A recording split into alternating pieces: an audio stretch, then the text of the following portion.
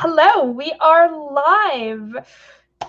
Hello and welcome to another author interview here on the Plot Mom channel. I have today someone very special, Becky James, who writes amazing Portal fantasy and a whole bunch more, and is here today during a very exciting and very successful Kickstarter campaign. Tell us all about it, answer a bunch of questions. So if you have any questions and you're watching, please jump in at any time in the chat. We'd love to hear from you. And without further ado, I'm going to let Becky introduce herself. Hi. Yes, as Allegra says, my name's Becky James and I write sword and sorcery portal fantasy and also a little bit of romantic fantasy as well. I'm from the UK, as you could possibly tell. I'm from Wales originally. Then I tried living in Scotland for 4 years, loved it. And now I'm trying out living in England. Not so bad. And yeah, thank you so much for having me here today. Well, it's been a pleasure. I've been wanting to have you up here on the channel for a while. We've gotten to know each other in the time since I kind of dropped out of doing author interviews, but like this has been the perfect excuse to start it up again because you have an amazing project going on, and I have a whole bunch of questions about it that I would like to get into, but before we get into like the minutia that I want to know all the details of, can you tell us a little bit about the series and the Kickstarter and what inspired you to launch it a Kickstarter for the final book? Right. Yeah. Okay. Well, it's not actually the final book. It's the middle of the middle of the series. Middle of the series. Well, the most recent book. I spoke poorly. Yeah. So the series is called The King's Swordsman because it's all told from the perspective of the King's Swordsman. I'm sorry, I'm a scientist. I'm very literal. So I started writing this, 2019. So I've been writing all my life and all these different versions of these characters playing out. And then 2019, I sat down and this version came along. And he was incredibly insistent, very arrogant, saying, yeah, of course, it's all going to be fine. It'll just be brilliant. Let's just go. Wanted to make sure that I did it properly. So, hired an editor, all that wonderful stuff, and taught me through self-publishing and setting up my own little tiny press. So I have my own little tiny press. And the series follows the adventures and misadventures of a cocky swordsman called Thorn and his ever-exasperated companions, which includes something that I've come up with, which is soul companions, which is platonic bond, as opposed to oh, you've met your soulmate and everything's fine. It's actually you've met this other person who you've now got to balance out, and they're a bit of a trouble to do so. So yeah, everyone learns and grows. The stories have been described as dark, ballsy, with a lot of heart. I'm like, yeah, that sounds good. I like that. That's fab. Especially book 2 gets all serious in book 2. And then there's one character in the series who's the love interest, and she's extremely powerful. Her name is Tunyal. And she's just too powerful. Okay, I can't have her in too many scenes because she can just solve everybody's problems with a wave of her fingers. But she was more and more insistent that actually I would like to take center stage now. And book 5 was quite a cathartic experience. I'm not sure what it is, but you can sometimes explore some issues through your characters. And so she had a lot to say on a particular subject, which I was also struggling with at the time. And so I was like, okay, then let's do this. And book 5, it was already a favorite with beta readers, but just adding that just catapulted it into something different. And I thought, well, obviously the story is going to get told, and why have I chosen Kickstarter to launch it at? So the way the series is sort of split, you've got 4 books at the start and 4 books at the end. So arc 1 is complete. You've got that arc going on. Arc 2 now starts with a whole different ball game in it. And so I wanted to launch that series mid-series, I guess, but the second arc on Kickstarter, because I'd heard so many wonderful things about the platform, and it's something to try. And there's just enough of the cocky swordsman in there to go, yeah, I'm sure it'll be fine. Just keep on running as fast as you can, and nothing will catch you. It's fine. Well, you've been doing really great. I know you blew through your original goal in basically, what was it, minutes, hours? Pretty quickly. 3 hours to fund, which is so fantastic, brilliant. And we're now closing in on 1,000 over goal, which is yeah, that's a lot. That's a lot. Yeah, it's really wonderful to see. And something that I've noticed with all these books flooding Kickstarter and doing so well on there is that it's giving this whole new platform for authors to not just sell a book with a blurb, but really tell their story and give the why behind a story, not just the what that we're very limited in when we're just selling a book on Amazon. I find it utterly fascinating and such a powerful way of getting to know both sides of a book. It is so cool because you are selling yourself as well as your work, sort of thing. So I've been able to connect with people because when someone buys off a retailer, they just take the book and they might read it, they might review it, and that's all wonderful. But like, I don't know who they are, I don't get to interact with them. Whereas, Kickstarter makes it all so amazingly personal. And I've funded enough Kickstarters to be a super backer, which is like, oh, excellent. That's wonderful. So on each and every one that I've done, the sort of back and forth that you get with authors is absolutely, and other creators is fantastic. And of course, you can offer more than just a book. So you can offer like that personalized experience. So, I mean, if you back my book now, I can write you a signed dedication page, which can actually go inside the book through the power of technology, so that it will save a lot of costs on shipping. But also, I've decided to make it from the point of view of one of the characters, so you can choose which one you want. That's wonderful. That's a really fun idea. Now I feel like I need to up my pledge. So what I really love about it, and I think you got the nail on the head, is this connection between readers and authors. And while there's a lot of drama right now going on, obviously between authors who hound bad reviewers who are leaving poor reviews, and that's a whole different subject. I think Kickstarter has kind of the best of that, which is almost bringing it back to people sitting around a storyteller telling a story and connecting as a more like a story has two sides and it's a journey that readers and an author go on together. Yes. And that's very much lost in the giant warehouse full of books world that we live in, that I just find utterly fascinating.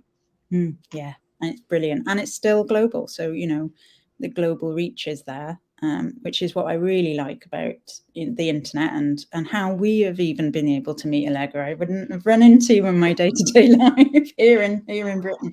But right, it's incredible how big of a reach the writing community has, and how it has really like the rise of indie publishing and the rise of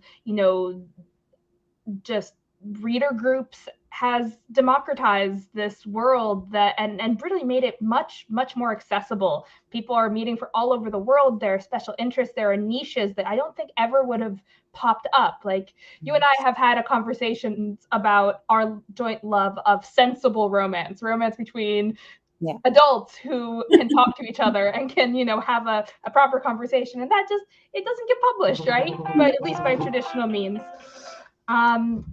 But sorry, my phone has been blowing up. We've been having delivery issues. But the point I'm trying to make is that I know that your books, you've talked about Portal Fantasy with Heart, and you've talked about a lot of different things. And I would love to know what the core inspiration that got you writing this particular series, and what you like, and what is the heart, the beating heart at the core of this series. Ooh, what is the beating heart? I think it's people's capacity to change and grow, and that the person that you were when you were a kid finding yourself is completely different to an adult, and you're not ever stuck being defined as one thing, and this is it type of thing, and your mistakes will follow you forever. There is redemption. There is, the possibility of moving forward.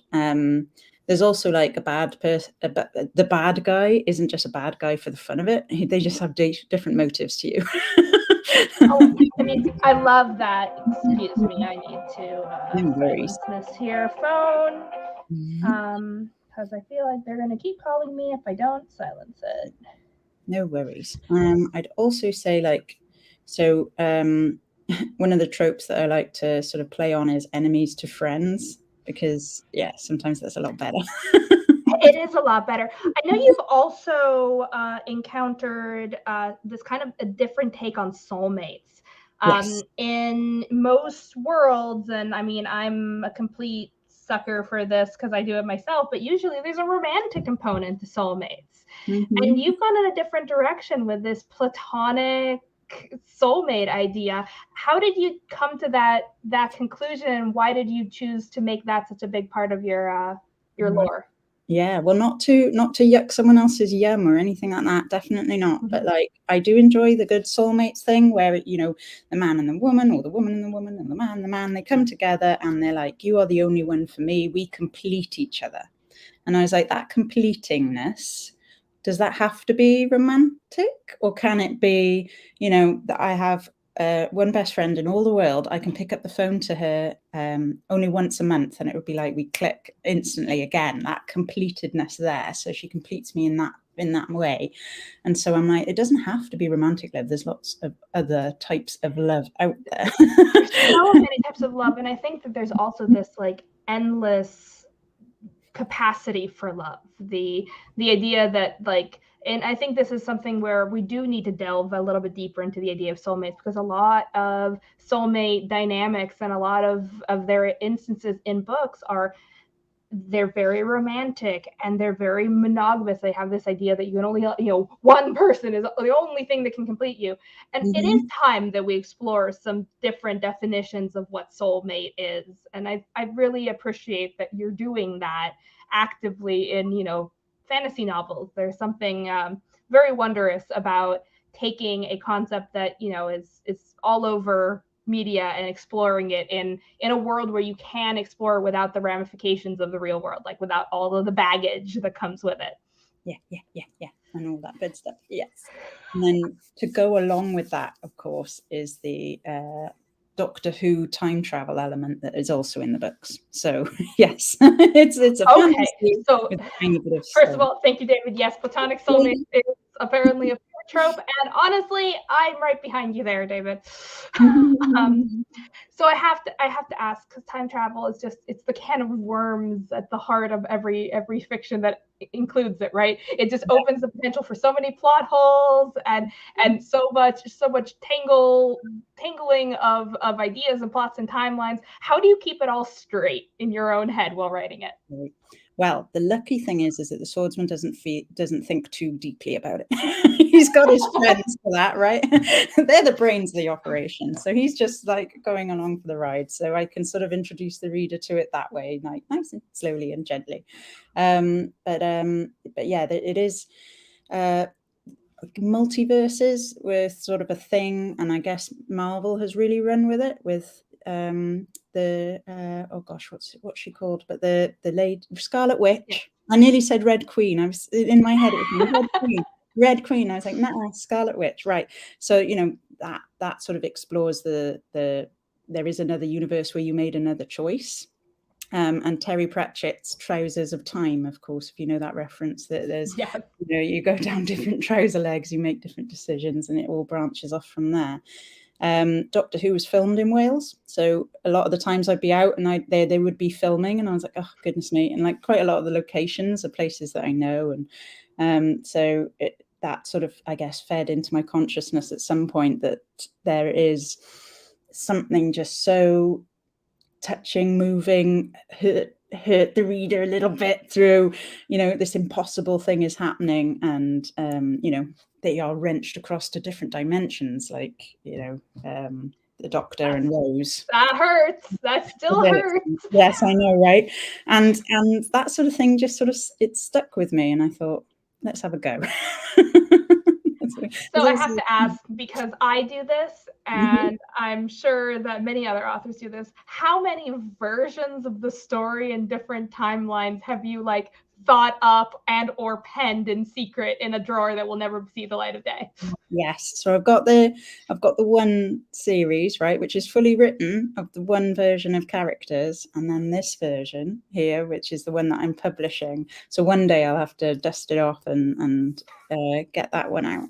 And then yeah, every now and again a very small short story about another version that is XYZ instead. But I did have to come up with a way of naming them all different things, because it just was getting unwieldy to be like, this, another moniker for this one, another moniker for that one.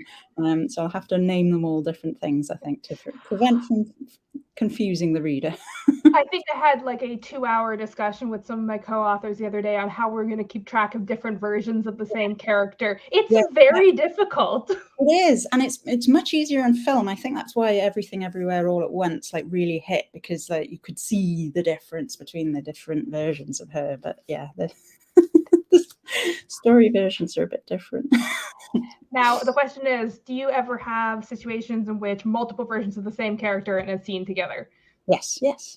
Excellent, because those are my favorite scenes. I will like dig through novels for pretty much any time a character is talking to themselves and they're disagreeing. It warms my heart down to its cockles. I mean, dark, shriveled, evil. There's one character that in particular, he kind of hates himself a little bit, right? And so whenever he comes across the other version of himself, he automatically just hates him. And like, he hasn't even done anything to you yet. Well, he could have. He deserves hating. So you said that there's kind of a shift between the first half of your series and the second half of your series. What kind of shifts should readers be expecting? Is it tonal? Is it settings wise? Like what's going on without too many spoilers? Yeah, I know, right? So the first half of the series is very much, as you know, setting up the characters and what have you. And someone mentioned it as being like that there would be a quirky moment in each of these books where the characters would meet versions of themselves, but it just seemed to be a cute, little difference. But then at the end of that book, you realize that something significant is happening here. And so the second half of the series will really delve into that. And yeah, bring in a few more alts, a few more confused timelines, for very good reason. And assuming it's leading towards something epic and amazing, and if I can pull it off, yeah. I'm sure you will. I've read some of writing; it's delightful. So yeah, it's building towards that. A big event that I'm hoping readers will be able to go all the way back to book one and go, oh my goodness, it was sort of foreshadowed in here somehow. I love that. When I'm writing, I always write to leave little crumbs behind, so that the second time you read it, you're like, that's where that happened. It delights me. And it's such a fun way of interacting with your readers too. It's almost like respectful. You're respecting your readers' time, and you're thinking about every single time they're going to read these books, and how can you make the best experience happen over and over and over again. Timelines. Yeah, I remember screenshotting bits of where shadows lie to show you, is this bit this? I know. There's a couple times when I had actually written fan mail to an author and just been like, oh my God, this tiny little inconsequential detail just made my year. And occasionally they write back, and it's really sweet. That's always the best. So as exciting as this Kickstarter is, you have a whole bunch of other stuff going on. Tell us a little bit about what you're working on besides the King Swordsman series. Right. Besides the King Swordsman, we've got something I affectionately call Sexy Seals. So that is as the person designing the covers for Sexy Seals, I love the Sexy Seals. It's let me find awesome seal pictures and paint over them, and it warms my heart and makes my day every single time I get to turn a seal majestic. Yeah. I mean, seals are majestic. Look at them rolling around on the beach. But yes, this is my love letter to Scotland for sure, with A Dram of Fresh Water and The Shadow of Death, and then The Thief of Time. That will be lots of Scottish fae, which I haven't really seen before in mythology, and mixing them with some Welsh legends, just because. And hopefully they don't mind. So yeah, working on that, and I hope to have it all done by July, but don't hold that to me. And that series is kind of its own standalone thing, right? It's not connected to anything else that you're doing. I mean, it's still got portals, it's still got time travel. Who knows, the Waykeeper might find his way into that universe one day. But yeah, the Fae, they have their own little world beyond the veil. And you've got Catchy, which are the cat shifters, and Kushi, which are the dog shifters. And they hate each other because they're cats and dogs. So they fight endlessly. And then As is tradition. his tradition, and two curious Selkies who get in the way a little bit and start to challenge the status quo. So yeah, that's a fun to write. You have been producing books like mad, like a mad woman. You've been getting them out there. They've been doing great. People love them. What brought you down the path from, I love to write to I'm going to publish, and I'm going to publish all these books and, devote so much of your life and attention and love to them? Yeah, so it very much is like writing was my hobby and always has been. So I'm a scientist and went to university and did a master's and all that jazz. And all throughout it'd be like, right, I need to relax, I need to do some writing. So it was always what I sort of fell back on. And I never really shared my work with anyone though. Like it's a very personal type of thing, isn't it? And I always did NaNoWriMo, and one time there was a group that met locally in the area. And I thought, I'm going to be brave, I'm going to hang out with them. And they were wonderful people. And I learned about people that self-published their own work. And I was like, you can do that? And they're like, yes, you can do that. I was like, oh, wow. But once I had my little one, everything sort of diverted over to them for a while. And I started getting back into writing around 2019. And that's when Thorn just walked into my head and went, this is how we're going to tell the story, okay? And this time we're going to publish it because you know about it now.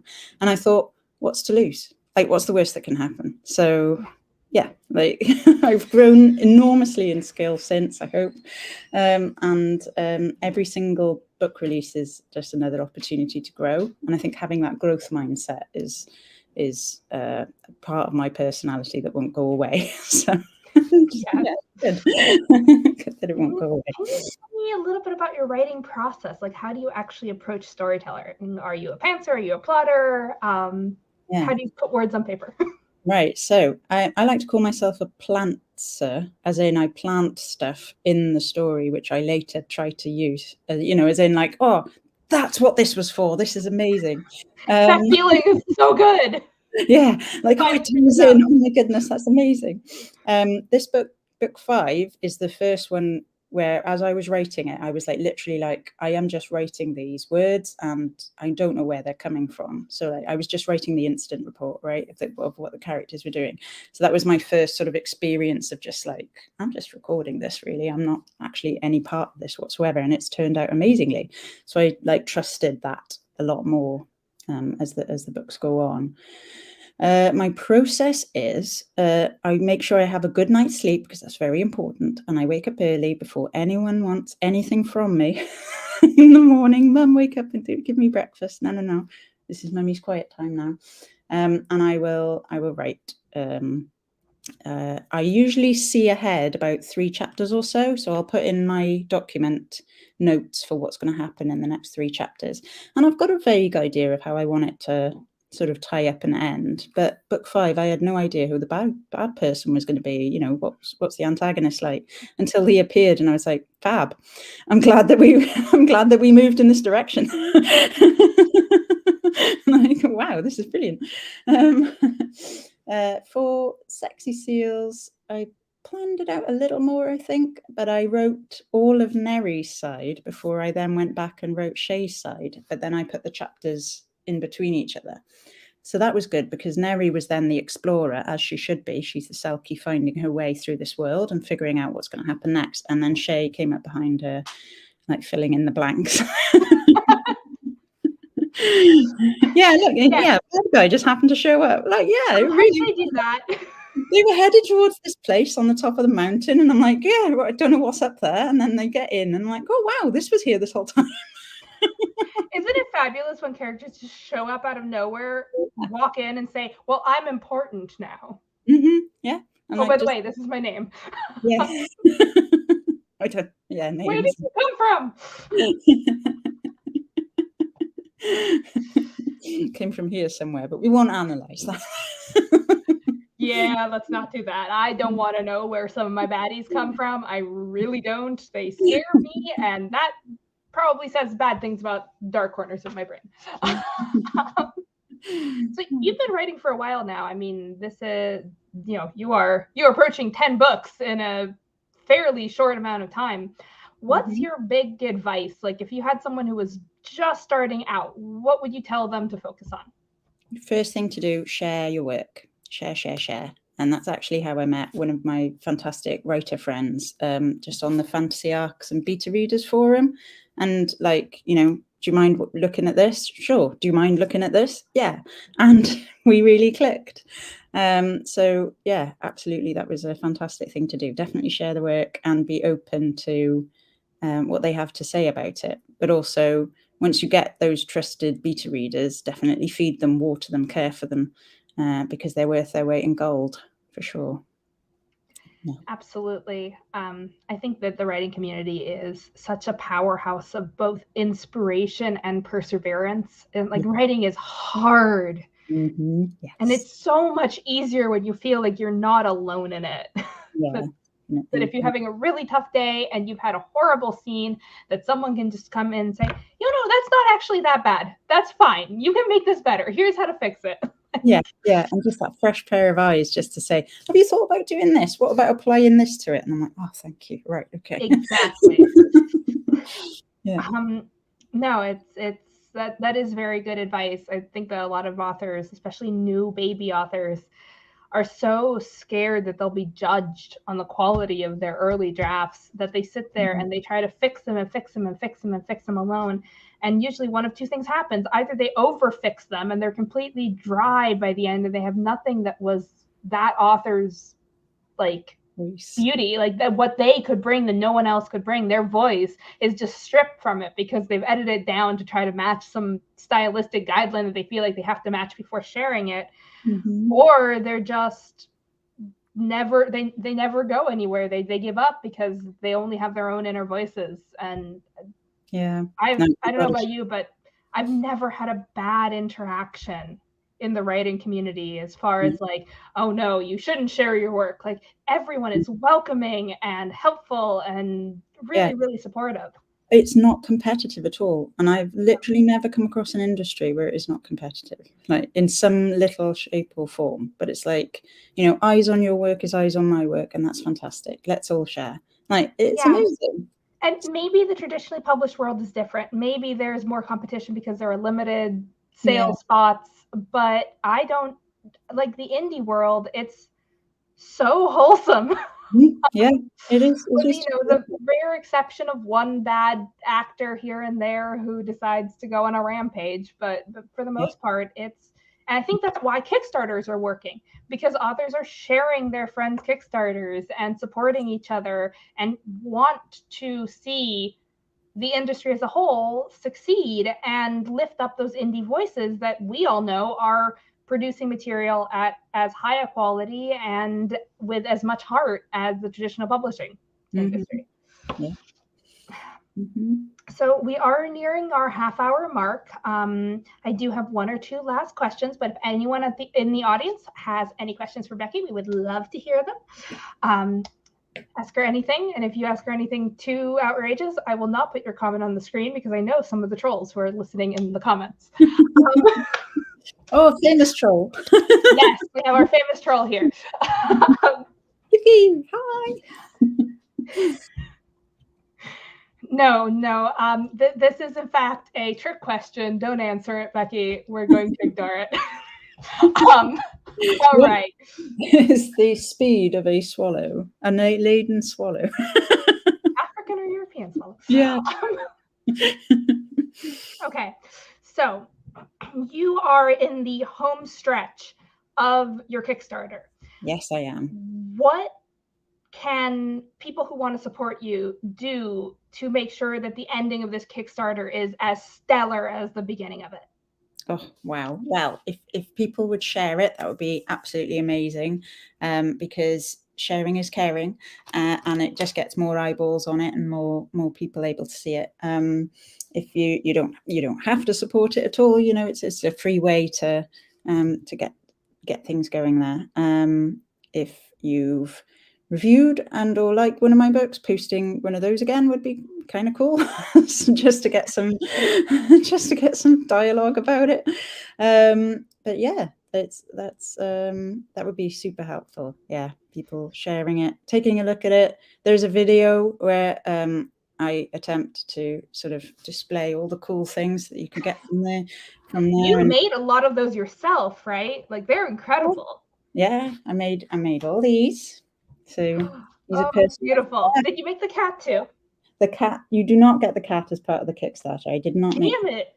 I was about to like back you at the highest level if I got a cat out of it. Free cat, yeah. I mean, he'll probably have some sort of design influence on. Do I at least get cat hair? Just yes, there will be cat hair on. Excellent. That's all I need. Oh my goodness! So I do these, and bookmarks, and maps. So the main thrust of the campaign was to get another map done. I love that's maps. Beautiful. And yeah, Andreas does a fantastic job. I will definitely link him in the YouTube video because everyone should be using him because he's fantastic. So we've got those, and then like if you back one of the character, because there's like name a character, you get to work with me to figure out what the name should be, and we can make you things like that with your character name on. So lovely. It's very cool. So like make and more metal, because it is Metal of the Master Mage is the name of the book. So you got to have things in metal, right? So I did that as well. So that's all engraved. Absolutely. Oh, that's beautiful. Well, this is fun. It says with all the weapons from the books in it. So, yeah. Lots of fun can be had with crafts. It really is, and I think there's something special about things that are handmade. And like it's you wrote the book and you made the things, the goodies, and you sprayed the edges, and like it has so much of you in it that it's really wonderful to see that level of like love and devotion going into a project. And like it's obvious that you care so much about this series and these characters and this world that you've created. And I do not think that there's any there's no cheating on that, right? You either love something and it comes through, or you can't fake it. No. I read some book series from the authors who are just like obviously following a formula, and they're fun, they're fine, they do well. But there's something special about this level of love. Yes, in a project. It's not just me either. So that best friend I mentioned, she draws these. She's a botanical artist, so she created the fantasy flowers for me, which I use as chapter headings in the books. And so she's created this one for book 5. So this one's hot off the press. It's 11. That is absolutely gorgeous. So she's created this for me. So that will be gracing the books. You can see now why I want it in full color, because that will look gorgeous in full color. So it's her labor as well. And someone. Are you at full color? Yeah. Are you at full? I thought so. I thought you had it in full color. I've been following all your updates, but sometimes I'm like, has it happened yet? We need to give more money. How many more people can I convince to buy this series? So yes, the paperback and the hardback of book 5 will be in full color. Not the others, I'm afraid, but they maybe one day we'll run another Kickstarter for full color of the series. And yes, and someone very special also made pictures of Tuniel, which are going into the book. By the way, your cat is an instant success. Yes, of course he is. Yes, that is beautiful. I should have just started with him, really. Right, this is Chase. Hi, Chase. You write my books. Yeah, I mean, I always wonder, like, how successful a book would be if you just put a bunch of keyboards in a room full of cats, let them write an entire book full of gibberish, and just published it as a book written by cats. Yep, by cats for cats. Like, yeah. I feel like there's a hidden market for this. Yeah, like, get on it. Let's get on it, right? I would murder for Chase. Goodness me. He would possibly murder you, I'm not sure. He does look like he could take care of himself. Yeah, yeah. Which I appreciate in a cat. You know, when you wake up and a cat is like staring you right in the face, if you're Yeah. not a little intimidated, they are not doing their job correctly. Sort of stare past you into your soul.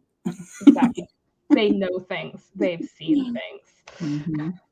Okay, Becky, it's been wonderful having you here. Before we go, please, I've already shared the link to the Kickstarter in the chat, and I'll be sharing it in the description below.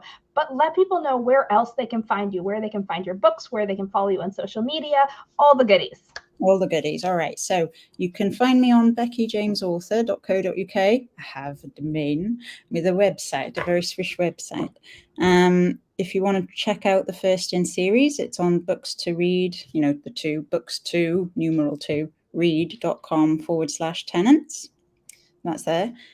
Also on my website, if you sign up for my newsletter, you get a free book anyway. So, free book there. I'm often on Facebook, Becky James. Yep. And yes, I'm on, you can buy me from Amazon, Google, Kobo, Apple, other places too. Barnes & Noble, I've got to mention them as well.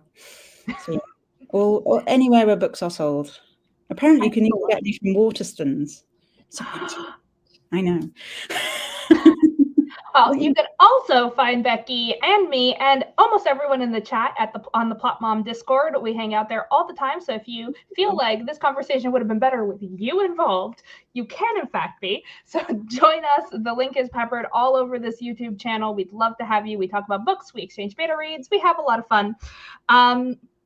And we will be cheering Becky on to the last second of her campaign. It's been very exciting to follow. If you aren't actually backing it yet, shame on you. You aren't receiving the awesome updates. You aren't going to get all the goodies. We're going to get them. Everyone else is going to be jealous, and you don't want to be left out. So your job today, if you are listening, is to go to the Kickstarter, back it at whatever tier you are comfortable with. And if you don't want to back it, which you would be foolish not to do, you should share it, spread the word, shout about it. Look at some other indie Kickstarter books. There are so many out there, and some of them are just gorgeous special editions, brand new stories. It is a boom, and it is marvelous to see. So get in on this. It's a possibly once-in-a-lifetime opportunity of having this many awesome books on Kickstarter all at once with this much enthusiasm and energy behind it.